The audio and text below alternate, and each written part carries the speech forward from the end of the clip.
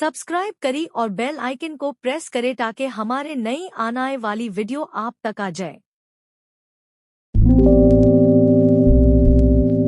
एक छोटे से कस्बे में एक बली थी जिसका नाम ओसुक्रस था, और वो ये समझती थी कि वो एक कुत्ता है। ओसुक्रस अपनी दम का पीछा करती डाकिये पर भूंकुत्ती और यहां तक कि महल्ले के बच्चों के जरिया फेंक के गए डंडे लाने की कोशिश करती। बच्चे इसको पसंद करते थे और सोचते थे कि वो सबसे मुज़हका-खेज़ बली है। एक दिन ओसुक्रस ने फैसला किया कि वो मकामी कुत्ते के पार्क में शामिल होना चाहती है। वो खुद एतमादी से अंदर गई, अपनी दम ऊंची रखकर कुत्ते की महारतें दिखाने के लिए तैयार थी। कुत्ते शुरू में हैरान हुए।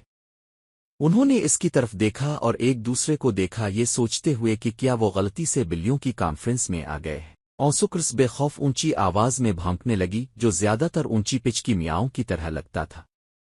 कुत्ते मेहरबानी करते हुए खेलने का फैसला किया। उन्होंने एक खेल शुरू किया और अपनी हैरत के लिए ओसुक्रस ने तेजी से गेंद के पीछे दौड़ना शुरू कर दिया। वो इतनी तेज भागी कि अपनी ही पैरों पर लड़खड़ा गई और एक कीचड़ के गड्ढे में जा गिरी। कीचड़ में लथपथ होकर वो खड़ी हुई, अपने आप को झटका दिया और फखर से कहा, देखा, मैंने कहा था कि मैं खेल सकती हूं। इस दिन के बाद ओसुक्रस कुत्ते के पार्क की इज्जत माब अलामत बन गई।